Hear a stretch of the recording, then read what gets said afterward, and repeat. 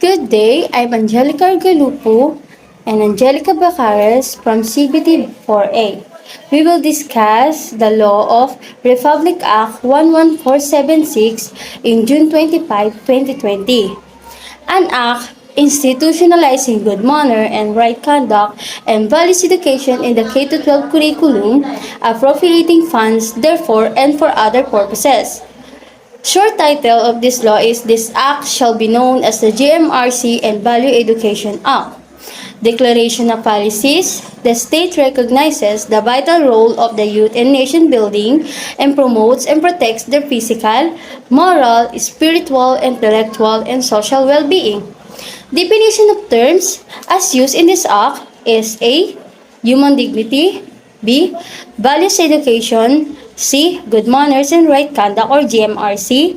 And D. Character building activities.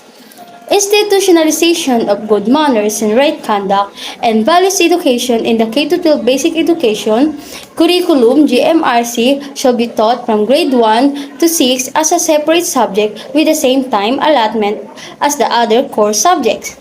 Values education shall taught from grade 7 to 10 as a separate subject with the same time allotment as the other subjects. Coverage of values education.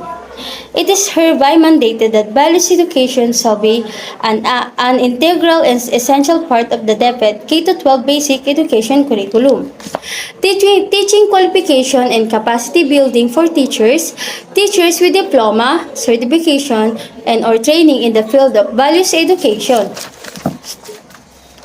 Whole school approach for the effective institutionalization and teaching of GMRC and values education as a core subjects. Nilagdaan ni datong Pangulong Rodrigo Duterte ang panukalang batas para maisama muli sa kurikulum ng mga estudyante ang GMRC.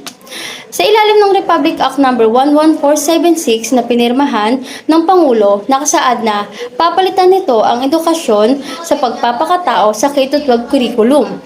With this law and our nation's aspiration to guide our youth to the right path, we look forward to raising more Filipinos who are makadiyos, makatao, makakalakasan, at makabansa. In the next section of this law, we'll discuss of Ms. Angelica Bacares. Good day, I'm Angelica S. Bacares and I will be discussing you the Republic Act number 11476 from Section 8 to Section 14. Section 8, Annual Review and Assessment. The DepEd shall conduct an annual review of the institutionalization of GMRC and values education in the K-12 basic education curriculum to ensure its proper implementation and assist student learning outcomes for the purpose of determining its efficacy.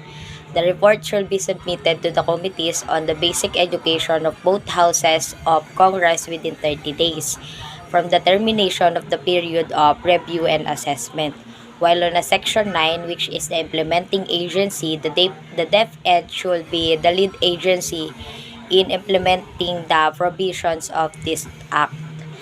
While on Section 10, which is the appropriations, the amount necessary for the initial implementation of this act should be sourced from the current appropriations of the DepEd. Thereafter, the amount necessary for its continuous implementation should be included in the annual General Appropriate Act. In Section 11, which is the implementing rules and regulation, within 90 days after the effectivity of this act, the DepEd, in consultation with relevant stakeholders, should issue the necessary rules and regulations for its effective implementation. In Section 12, which is the separability clause, if any part or provision of this act should be held invalid or unconstitutional, the other parts or provision hereof which are not affected should remain in full force and effect.